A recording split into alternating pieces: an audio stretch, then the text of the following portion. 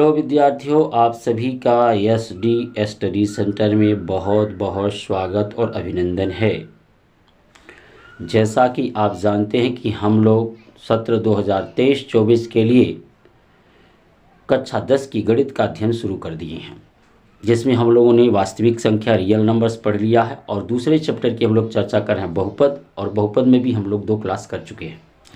आज जो मैथमेटिक्स का जो लेक्चर है वह है प्रश्नावली 2.3 के लिए, लेकिन उससे पहले हम लोग कुछ चीज़ों को सीखेंगे, तब फिर हम लोग प्रश्नावली 2.3 को हल करेंगे। पिछले वीडियो में हम लोगों ने द्विघात बहुपद की बनावट, उसके शून्यक और उनके जो गुणांक थे, कोफिशिएंट थे, उनके बीच हम लोगों ने संबंध सीखा था। साथ ही में शून्यक निकालना और शून्यक पता होने पर द्विघात बहुपद का निर्माण कैसे होता है, ये दोनों बातें हम लोग सीख चुके हैं। आज हम लोग थोड़ी चर्चा करेंगे त्रिघात बहुपद के, जो कि त्रिघात बहुपद के शून्यकों और उनके गुणांकों के बीच जो संबंध होती है उसकी चर्चा पिछली ही वीडियो में हम लोग कर चुके हैं, लेकिन फिर भी हम लोग वहीं से आरंभ करते हैं और अपना आज की क्लास शुरू करते हैं। तो विद्यार्थियों, जो त्रिघात बहुपद का स्ट्रक्चर होता है वो होता है ए एक्स पर q plus b x square plus c x और प्लस डी, जहां ए बी सी और डी वास्तविक संख्याएं, डी वास्तविक संख्याएं हैं। तो हमने पिछले लेक्चर में देखा था कि अगर मान लिया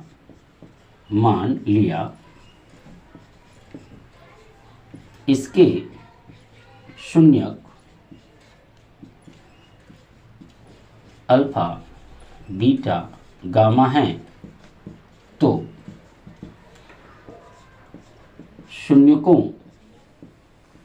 शून्यकों के गुणनफल यानी अल्फा, बीटा, गामा होता था माइनस बी बटा ए, या इसी को आप लिखते थे माइनस एक्स स्क्वायर का गुणांक बटे एक्स पे क्यू का गुणांक।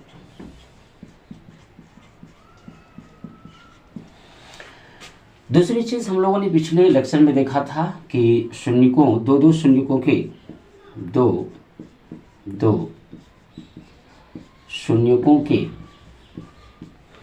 शून्यकों के गुणनफल का योगफल की बात हम लोगों ने किया था। उसके लिए हम लोगों ने alpha beta, beta gamma, gamma alpha बराबर हमने लिखा था आपका सी बटा ए, या इसी को लिख सकते हैं एक्स का गुणांक बटे एक्स पे क्यू का गुणांक। तीसरी चीज हम लोगों ने पिछले लेक्चर में सीखा था त्रिघात बहुपद के लिए कि शून्यकों का गुणनफल, शून्यकों का गुणनफल जो होता है वो होता है आपका माइनस डी बटा ए, या इसी को कह सकते हैं अचर पद बटे एक्स पे क्यू का गुणा। ये हमने सीखा था। आज हम सीखेंगे कि ये फार्मूले कैसे बने हैं, और अगर ये फार्मूले बने हैं तो इनको हम लोग प्रूफ करेंगे। फिर हम लोग जो है बीजगणित में विभाजन एल्गोरिथ्म का प्रयोग कैसे करेंगे उसको भी सीखेंगे। फिर प्रश्नावली 2.3 को सॉल्व करेंगे। तो चलिए दिखाते हैं। ये आप नोट डाउन कर लें, क्योंकि मैं ये वाला चीज़ बना के अभी दिखाने वाला हूँ कि कैसे ये हमें प्राप्त हो रहा है। तो ये चीज़ें मैं दिखा रहा हूँ, प्रूफ कर दूँ। क्योंकि पिछले वीडियो में मैंने आपसे वादा किया था कि यदि आप इसे प्रूफ कर पाइएगा तो ठीक है, नहीं तो मैं इसे प्रूफ करके दिखाऊंगा। तो यहाँ पर कोई धोखेबाजी नहीं, कोई चीटिंग नहीं, बिल्कुल एकदम सीरियस पढ़ाई हम लोग कर रहे हैं। तो आशा करता हूँ कि आप सब लोग अच्छे होंगे और पढ़ाई में लगे होंगे और आनंद उठा रहे होंगे पढ़ाई का। तो चलिए बिना विलंब किए हम इसको प्रूफ करते हैं। तो मान लीजिए आपने देखा कि ये जो है अल्फा बीटा और गामा इसके शून्यक हैं। अगर अल्फ़ा बीटा गामा इसके शून्यक हैं, इसका मतलब ये हुआ कि आपका जो है x बराबर अल्फ़ा होगा, ऐसे ही x बराबर बीटा होगा, ऐसे ही x बराबर आपका गामा होगा। तो ये आपके 3 शून्यक हैं। जब मैं इसे इधर लाऊंगा तो आप देखेंगे x माइनस अल्फ़ा हो जाएगा, ये x माइनस बीटा हो जाएगा, बराबर 0 के होगा, ये भी बराबर 0 के हो जाएगा, और x माइनस गामा हो जाएगा, ये भी बराबर 0 के हो जाएगा। इतनी बात अगर आपको समझ में आ गई हो तो अब हम देखेंगे इनके साथ कोई ना कोई कांस्टेंट होगा जो इनको संतुष्ट करेगा और इनके बराबर करेगा। तो चलिए मैं इसको आगे लेकर चलता हूँ। तो आपको करना क्या है कि ये जो आपका समीकरण है एक्स पर क्यू बहुपद है X square V square C x और प्लस डी, ये बराबर होगा कोई कांस्टेंट के होगा और उसके साथ होगा x minus alpha, x minus beta और एक्स माइनस गामा के। अब हम करेंगे क्या, इन सब का कराएंगे गुणा और इसको लेके ऐसे चलते रहेंगे। ए एक्स पर q plus b x square plus c x और प्लस डी। तो आप देखेंगे कि मैं यहाँ जब गुणा कराऊंगा तो ये x इस x में गुणा करेगा एक्स स्क्वायर, फिर x इसमें माइनस अल्फ़ा x और ये आएगा तो माइनस बीटा x, जैसे माइनस बीटा x, और ये दोनों गुणा करेंगे तो प्लस के अल्फ़ा और बीटा हो जाएंगे। ये एक ब्रैकेट कर लेते हैं हम लोग, और ये x माइनस आपका गामा ऐसे रहने देते हैं। मैं इसे खूब आराम से समझा रहा हूँ, आराम से समझिएगा। ए एक्स पर q b x square plus c x और प्लस डी के बराबर चलेगा। अब ये x है, सब में गुणा करेगा तो ये के ऐसे ही रहेगा, या ये गुणा करेगा तो एक्स एक्स स्क्वायर में गुणा एक्स पर क्यू, यहाँ हो जाएगा अल्फ़ा एक्स स्क्वायर, यहाँ हो जाएगा बीटा एक्स स्क्वायर और यहाँ हो जाएगा प्लस के अल्फ़ा बीटा एक्स। अब ये जो गामा है वो सब में गुणा करेगा तो यहाँ हो जाएगा प्लस माइनस का माइनस आपका गामा एक्स स्क्वायर, और यहाँ आएगा ये हो जाएगा प्लस अल्फ़ा गामा एक्स, और आपका यहाँ हो जाएगा प्लस के बीटा गामा एक्स, और ये जब यहाँ गुणा करेगा तो ये माइनस का हो जाएगा अल्फ़ा बीटा और गामा। ये हो गया। अब हम इसे थोड़ा क्रम से लिख लेंगे। ए एक्स पर q plus b x square plus c x plus d के। अब हमारा देखिए कि यहाँ पर हम x पर क्यू, आप देख सकते हो alpha x square beta x square है, और यहाँ पर आपका गामा एक्स स्क्वायर, इन तीनों को एक साथ लाएं और हम यहाँ से एक्स स्क्वायर कॉमन कर दें तो बचता है अपना यहाँ पर alpha plus beta plus gamma. इन तीनों को, इस वाले पोस्ट को इस वाले पोस्ट को एक साथ मैंने लिखा। अब ज़रा ध्यान दीजिए, जहाँ दो दो हैं उनको एक साथ लिखें तो यहाँ करते हैं, देख सकते हैं अल्फ़ा बीटा और यहाँ अल्फ़ा गामा और यहाँ बीटा गामा है। तो यदि x यहाँ से निकाल दें तो ये बचेगा अल्फ़ा बीटा, बीटा गामा और गामा अल्फ़ा। और आप ध्यान से देखें लास्ट में alpha beta minus alpha beta और गामा बचे हुए हैं। आपको कैमरे में नज़र आ रहा है कि नहीं वो ज़रा ध्यान से देखें, अगर नहीं आ रहा है तो मैं थोड़ा सा इसको इधर कर देता हूँ, ये वाला पोस्ट, यानी माइनस अल्फ़ा बीटा और गामा। इतनी बात तो आपको समझ में आई ही गई होगी। तो चलिए विद्यार्थियों, आप इसे नोट डाउन करें तो फिर मैं आगे बढ़ूँ। तो अगर आप ध्यान दें तो जब के का अंदर ले जाएंगे के को तो ये हो जाएगा ए एक्स पर q plus b x square plus c x और प्लस डी। ये हो जाएगा के एक्स पर क्यू, यह हो जाएगा एक्स स्क्वायर के अल्फ़ा बीटा और गामा। यहाँ हो जाएगा एक्स के अल्फ़ा बीटा बीटा गामा और गामा अल्फ़ा, और यहाँ माइनस के हो जाएगा के अल्फ़ा बीटा गामा। इतनी बात आपको आशा करता हूँ समझ में आ गई होगी। तो आप इसे नोट डाउन करें, हम आगे बढ़ते हैं। तो जब आगे बढ़ेंगे तो थोड़ी सी हमें रफ करनी होगी ऊपर के पोजीशन को। तो मैं ऊपर का थोड़ा सा रफ करता हूँ, ऊपर के 2 लाइन रफ करता हूँ। उसके बाद आप जो है देखें ध्यान से, यहाँ देख सकते हैं यहाँ x पर q का गुणांक k है और यहाँ x पर q का गुणांक a है। तो इसका मतलब हुआ आपका कि k बराबर अपना हो गया a। यहाँ जाइए b वाले की बात करते हैं, एक्स स्क्वायर का गुणांक b है और यहाँ पर एक्स स्क्वायर और k alpha plus beta plus gamma. इसका मतलब हम ये कर सकते हैं कि यहाँ पर लिख सकते हैं माइनस के alpha plus beta plus gamma बराबर किसके भाई, बी के। तो यहाँ अल्फा प्लस बीटा और प्लस गामा बराबर हो जाएगा बी बटे माइनस के। तो आप देख सकते हो के का मान हमारा कितना है, ए यहाँ रख देंगे, तो इसका मतलब हो जाएगा अल्फा प्लस बीटा और प्लस गामा बराबर हो जाएगा माइनस के बी बटा ए। यही हम लोगों ने जो है अल्फा बीटा प्लस गामा को अभी हमने सूत्र बनाया था। तो आइए आपको ये बात समझ में आ गई होगी। नेक्स्ट हमने बनाया था दो दो शून्यकों के गुणनफल का योगफल, तो उसको भी आप जरा देख लीजिए। दो दो शून्यकों के योगफल का गुणनफल क्या होता है। तो यहाँ आप देख सकते हैं कि दो दो शून्यकों के योगफल का गुणनफल की बात करेंगे तो यहाँ आ जाइए सी एक्स पर। यहाँ लिखा है सी एक्स का गुणांक है और यहाँ एक्स का गुणांक के बराबर अपना ए बराबर के बराबर अपना ए है, पहले ही आप देख सकते हो। एक्स पर क्यू के पास के है, यहाँ पर ए है। तो यहाँ पर सी और यहाँ पर ये सी वाला देखें तो ये लिख सकते हैं हम लोग के alpha beta beta gamma gamma alpha बराबर किसके, सी के।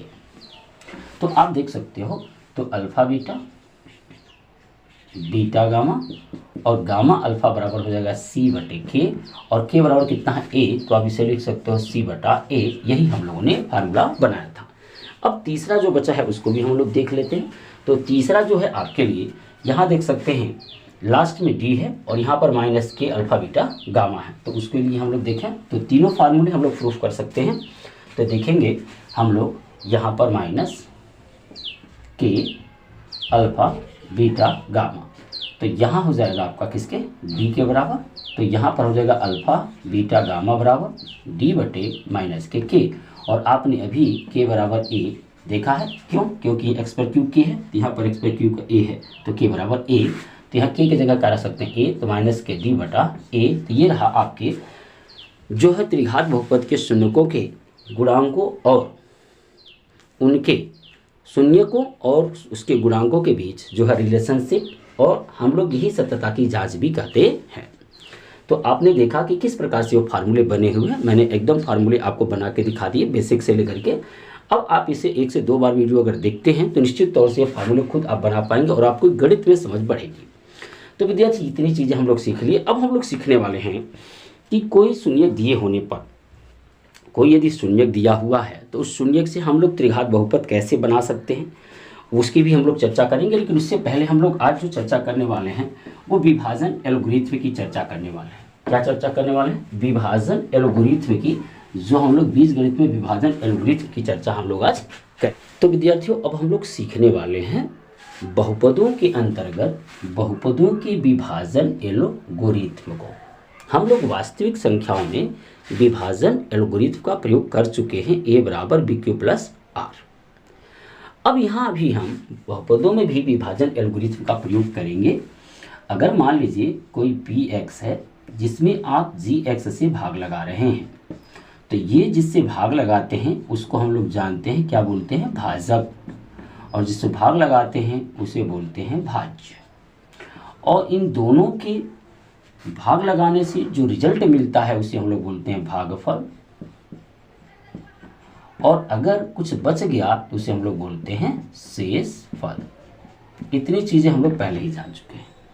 अगर मान लीजिए भागफल को हम लोग क्यू एक्स से और शेषफल को हम लोग आर एक्स से जो है रिप्रेजेंट करें, तो अब हम लिख सकते हैं हमारा फार्मूला होता है, हो जाएगा पी एक्स बराबर, यानी भाज्य बराबर भाजक गुणे भागफल और धन शेषफल, यानी भाज्य बराबर भाजक गुणे भागफल और धन शेषफल। जहाँ आपका जो आर होगा वो 0 के बराबर या बड़ा हो सकता है, लेकिन हमेशा वो किससे, जो हमेशा जो है वह जी एक्स से छोटा ही रहेगा। तो ये इनमें रिलेशन होता है, इसे ही बोलते हैं बहुपदों के विभाजन एल्गोरिथ्म। अब हम कुछ क्वेश्चंस लेंगे और क्वेश्चन के आधार पर हम इन चीज़ों को सिद्ध करके आपको दिखाएंगे। साथ ही में मैं आपको शून्यकों को पता करना, त्रिघात बहुपद के शून्य कैसे पता करेंगे, और साथ ही में उन शून्यकों की सहायता से फिर से हम त्रिघात बहुपद कैसे बना सकते हैं, इनकी भी हम लोग चर्चा करेंगे। तो आइए बिना विलंब किए हम लोग एक क्वेश्चन लेते हैं विद्यार्थियों। अब हम लोग सीखेंगे त्रिघात बहुपद के जो है शून्य ज्ञात करना, और शून्यकों के पता होने पर एक त्रिघात बहुपद का निर्माण कैसे करेंगे, इसकी चर्चा करेंगे। तो आइए बिना विलंब किए हम लोग त्रिघात बहुपद की गुणनखंड विधि से शून्य ज्ञात करना सीखते हैं। इसमें करना क्या होता है आपको, सबसे पहले एक त्रिघात बहुपद हमारा ये दिया हुआ है, यहाँ पर जो अचर पद है, अचर पद का हम लोग गुणनखंड ज्ञात करते हैं, गुणनखंड। और यह गुणनखंड कैसा होना चाहिए, ये अचर पद आपका +-1 से भी डिवाइड होगा, +-2 से भी डिवाइड होगा, +-3 से भी डिवाइड होगा, +-4 से भी डिवाइड होगा, और +-6 से भी डिवाइड होगा। तो सबसे पहले यहाँ पर जो अचर पद दिया होता है उसका हम इस तरह से गुणनखंड ज्ञात करते हैं। अब हम क्या करेंगे, एक बार माइनस का, एक बार प्लस का, एक बार माइनस का, एक बार प्लस का, एक बार माइनस का, एक बार प्लस का यहाँ पर रखेंगे। और रखने के बाद इस चर की जगह अगर यह 0 हो जाता है तो आप सोचो, पिछले वीडियो में हमने आपको बताया था कि ऐसा अचर मान जो चर की जगह रखने पर बहुपद को शून्य कर दे तो उसे हम लोग बहुपद का शून्यक कहते हैं। तो अब हम क्या करेंगे, सबसे पहला काम करेंगे कि x बराबर -1 रखेंगे। तो यदि मैं यहाँ पर -1 कर देता हूँ तो ये क्यों हो जाएगा, 9 × -1 कर दिया, इसका वर्ग कर दिया, यहाँ 20 × -1 और यहाँ हो गया आपका 12। ऋण 1 का गुणा आप 3 बार कराओगे तो ऋण 1 ही प्राप्त होगी आपको। जहाँ पर ऋण 1 का गुणा 2 बार कराओगे तो धन हो जाएगा, -1 का प्लस हो जाएगा, यहाँ 9, यहाँ प्लस माइनस का -20 और यहाँ प्लस आपका ये। तो आप देख सकते हो ये प्लस वाला 9 प्लस वाला 12 मिलकर के 21 का निर्माण करेंगे, और ये माइनस माइनस मिलकर के 21 का निर्माण करेंगे, यानी 0 हमको प्राप्त हो गया। तो अब हमें ये पता चल गया, अगर हमें 0 नहीं मिलता तो हम प्लस का 1 रख के चेक करते, फिर माइनस का 2, फिर प्लस का 2, फिर माइनस का 3, फिर प्लस का, इन्हीं में से कोई ना कोई एक इसका शून्यक होगा, ऐसा फिक्स है, ऐसा एकदम गणितीय रूल है। तो इन्हीं में से कोई ना कोई इसका एक शून्यक होगा। तो हमें पहले ही पता चल गया कि x-1 जो इसका एक शून्यक है, चूंकि शून्य आने का मतलब है कि यह चर का ऐसा मान है जो इसके जगह रखने पर पूरे बहुपद को क्या बना रहा है, शून्य में कन्वर्ट कर रहा है। तो आइए अब आगे बढ़ते हैं। तो आगे हम देखेंगे विद्यार्थियों कि अगर हमें ये शून्यक प्राप्त हो गया तो हमें ये पता चल गया, जब इसको इधर लाएंगे तो x+1 जो होगा इसका एक गुणनखंड होगा, बहुपद का एक गुणनखंड है, बहुपद का एक गुणनखंड है, x+1 जो है बहुपद का एक गुणनखंड है। तो अब हम क्या करेंगे, जो है बहुपद विभाजन एल्गोरिथ्म का उपयोग करके, अर्थात x+1 से हम इसमें भाग लगाएंगे, और भाग क्रिया करने के पश्चात हमें जो ये त्रिघात बहुपद है इससे एक और गुणनखंड प्राप्त होगा। फिर उसका हम लोग द्विघात बहुपद के रूप में जो प्राप्त होगा उसका गुणनखंड करेंगे, फिर हमें तीनों शून्य के इसके पता चल जाएंगे। तो आइए मैं आपको सीधी सी बात है, अब इसको भाग लगाकर दिखाता हूँ। तो भाग लगाने की क्रिया क्या होती है, इसको भी हमें यहाँ सीखना है। तो हमें करना क्या है, इसमें जो है x+1 से हमें भाग लगानी है। तो भाग लगाने के लिए हमें करना क्या है, हमें पहला पद और इस पहले पद की तुलना करनी है। आपको पता है यदि किसी एक ही प्रकार की राशि हो और उसका आधार बराबर हो तो उसके गुणा में घात को जोड़ा जाता है। तो हम यहाँ पर अगर x² लिखें, यहाँ पर लिखते हैं, यहाँ मैं x² लिखूँ तो x² का गुणा इस x में करने पर x पर q मिलेगा, यहाँ प्लस और यहाँ प्लस, तो प्लस का x² मिल जाएगा। यहाँ आप देख सकते हो प्लस है तो माइनस, यहाँ प्लस है तो माइनस, ये प्लस माइनस से कैंसिल हो जाएगा, और ये 9x² में से 1x² घट जाएगा, चूंकि प्लस माइनस है, तो बचेगा 8x², यहाँ बचेगा आपका 20x और यहाँ बचेगा 12। तो अब देख सकते हैं यहाँ प्लस है तो यहाँ पर भी हम प्लस साइन ही लगाएंगे। अब हम क्या करें, हमको 8x² लाना है, तो 8x से गुणा कर दें हम यहाँ, तो ये हो जाएगा आपका 8x²। ये प्लस और ये प्लस प्लस ही होगा, यहाँ हो जाएगा 8x। तो आप देख सकते हो यहाँ प्लस है तो माइनस, यहाँ प्लस है तो माइनस। ऐसे ये कट गया। अब 20x में से -8x जाएगा तो बचेगा आपका 12x और प्लस 12 अब मैं 12 से अगर गुणा करा दूं तो यहाँ 12x आ जाएगा और यहाँ हो जाएगा प्लस प्लस का प्लस, 12 का नम 12। तो आप देखेंगे यहाँ माइनस और ये माइनस, ये कट गए यानी शेषफल आ गया 0। इसका मतलब ये है कि हमारे पास x+1 एक गुणनखंड था, दूसरा गुणनखंड जो है x² + 8x + 12 प्राप्त हो गया।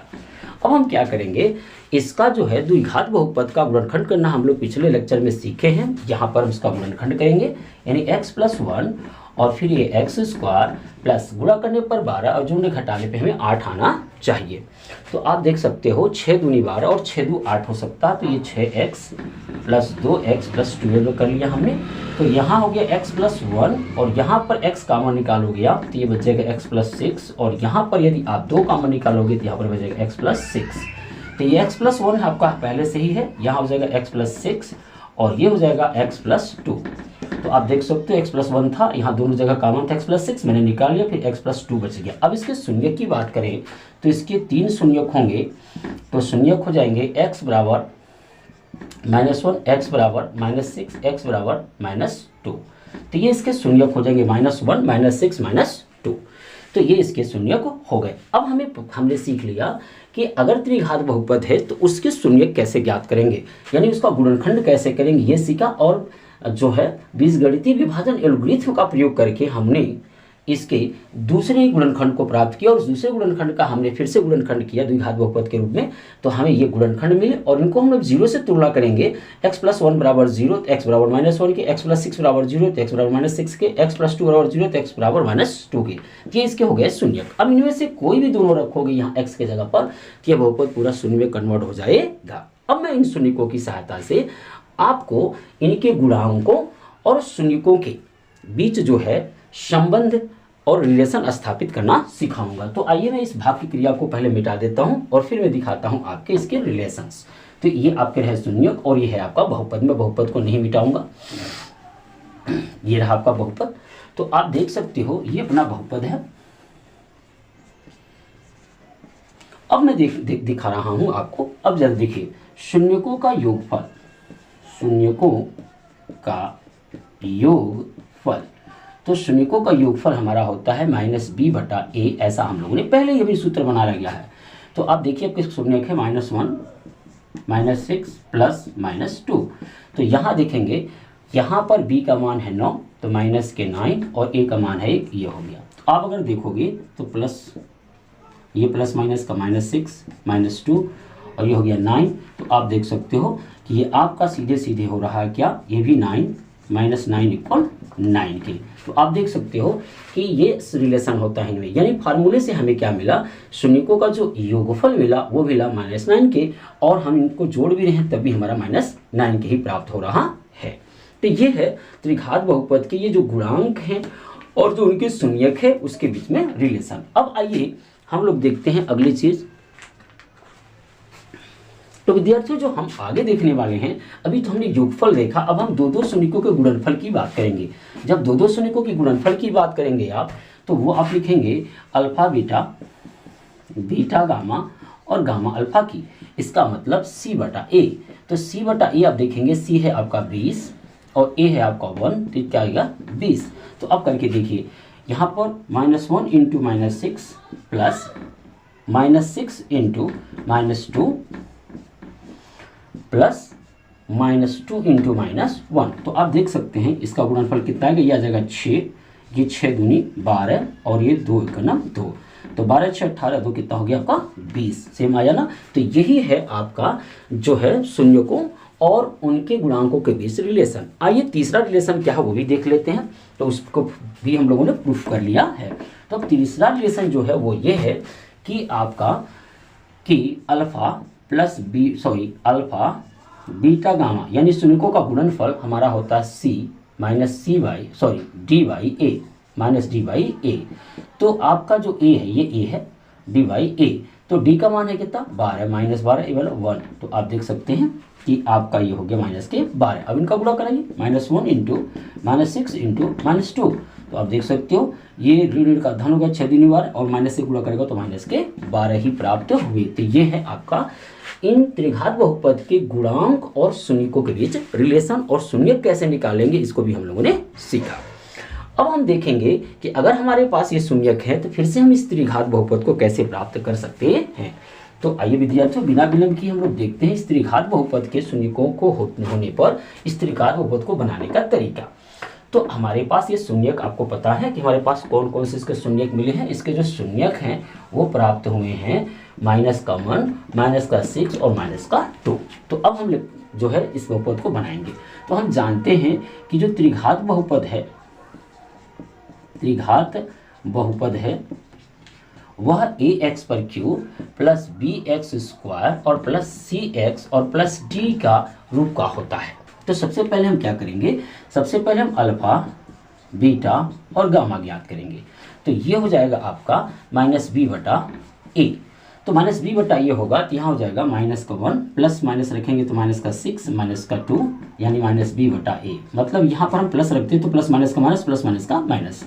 ये हो जाएगा 6 2 8 और 1 9 यानी माइनस का 9 और ये हो जाएगा माइनस बी बटा ए। आप देख सकते हो यहाँ पर बटा 1 रख दूँ तो ए बराबर आ जाएगा आपका 1 और बी बराबर ऋण से ऋण कट जाए तो आ जाएगा 9 यानी ए, यहाँ पर ए और बी के मान हमें पता चल गए। अब हमें सी और डी के मान ज्ञात करने हैं। तो हम जानते हैं कि अल्फा बीटा, बीटा गामा और गामा अल्फा की बात करें तो ये होता है आपका सी बटा ए। तो अब अगर हम इसकी गुणा करें तो माइनस ए को माइनस से गुणा करेंगे तो ये हो जाएगा माइनस का 6 प्लस इन दोनों का गुणा करेंगे तो 6 दूनी 12 प्लस इन दोनों का गुणा करेंगे तो 2 1 का 9 2 यानी ये भी प्लस में ही रहेगा और ये हो जाएगा सी बटा ए। तो अब जोड़ लो 12 6 18 2 20 20 बटा 1 बराबर सी बटा ए। इसका मतलब हो गया कि आपका सी का जो मान है वो 20 है और ए का मान कितना है 1 है। तो हमने सी का मान भी पता कर लिया। अब हमें सी का मान पता चल गया तो निश्चित तौर से अब हम डी का मान पता करने की कोशिश करें। और डी का मान आप जानते हैं कैसा हमें पता करना है। तो डी का मान के लिए हमें क्या करना है, शून्यकों के गुणनफल यानी अल्फा बीटा गामा तो हो जाता है माइनस के डी बटा ए। तो अगर तीनों का गुणा कराएं किसका, -1 -6 और -2 का, तो आप देखेंगे 6 दूनी 12 ये आ जाएगा माइनस के 12 और ये हो जाएगा माइनस के डी बटा ए। तो यहाँ बटा 1 कर दे तो आप देख सकते हो ए बराबर 1 आ जाएगा, लेकिन ऋण से ऋण कर जाएगा, डी बराबर कितना आ जाएगा 12। तो आपने देखा कि हमने क्या किया, हमने पता कर लिया कि अपना जो ए है उसका मान है 1, बी है तो उसका मान हमने 9 निकाला, सी है तो उसका मान हमने 20 निकाला और डी है तो उसका मान हमने 12 निकाल लिया। इस तरह से क्या शून्यकों और गुणांकों के बीच संबंध को स्थापित करते हुए हमने यहाँ पर ए बी सी और डी के मान निकाल लिए। अब हम त्रिघात बहुपद आसानी से बना सकते हैं क्योंकि हमें अब ए बी सी और डी के मान पता चल गए हैं। तो आइए देखते हैं। अब हम देखेंगे ये था अपना बी बराबर, तो यहाँ पर हम मान पुट कर दें तो ये हो जाएगा आपका 1 करेंगे तो एक्स पर क्यूब, यहाँ पर आप बी का मान पुट करोगे 9x², यहाँ पर सी का मान 20x और यहाँ पर डी का मान 12। आपका ये बन गया त्रिघात बहुपद, एकदम हूबहू आप बना सकते हो। देखो हवा में उड़ने से कुछ नहीं होता बेटा, पहले चीज़ें हैं तो सीख करके चलनी होगी और जब सीखना है तो टाइम लगेगा, वीडियो लंबी होगी, आपको धीरे धीरे मैं ऐसे करके आपको पूरी की पूरी जानकारी देने वाला हूँ। तो आज हमने देखा कि त्रिघात बहुपद के शून्यकों और उनके गुणांकों के बीच संबंध क्या होता है, बीजगणित में विभाजन एल्गोरिथ्म का प्रयोग कैसे करते हैं और वो क्या होता है। तो ये सारी चीज़ें हम लोगों ने आज सीखा। यानी आपके कोई भी त्रिघात बहुपद दिए होने पर उसके शून्यक कैसे ज्ञात करेंगे और शून्यक ज्ञात हो गए तो फिर से हम त्रिघात बहुपद कैसे बना सकते हैं, ये सारी बातें हम अब समझ चुके हैं। अब हम लोग जो है प्रश्नावली 2.3 के लिए जो है नेक्स्ट वीडियो मिलेंगे, क्योंकि यह वीडियो बहुत ही लंबा होता जा रहा है और बहुत लंबे वीडियो में रहेगा तो भी आप बोर हो जाएंगे। तो नेक्स्ट टाइम में हम सीधे आपको प्रश्नावली 2.3 पर ले चलेंगे और उसकी चर्चा हम लोग करेंगे। फिर प्रश्नावली 2.4 की चर्चा करेंगे। उसके बाद हमारा जो है बहुपद वाला चैप्टर भी समाप्त हो जाएगा। फिर नेक्स्ट चैप्टर आप होगा 2 चरों में रैखिक समीकरण, तो उसकी हम लोग शुरुआत करेंगे। तो विद्यार्थियों आप हमारा साथ देते रहें, मेरा उत्साह वर्धन करते रहें ताकि मैं इसी तरह से आपको अच्छे से अच्छे वीडियो प्रोवाइड करा सकूं और बढ़िया कंसेप्ट दे सकूं। और अगर कोई सलाह हो तो आप कमेंट बॉक्स में हमें ज़रूर बताएं, जिससे कि मैं आपकी मदद कर पाऊँ। तो विद्यार्थियों मिलते हैं अगले वीडियो में, तब तक के लिए मैं आपसे इजाज़त लेता हूँ।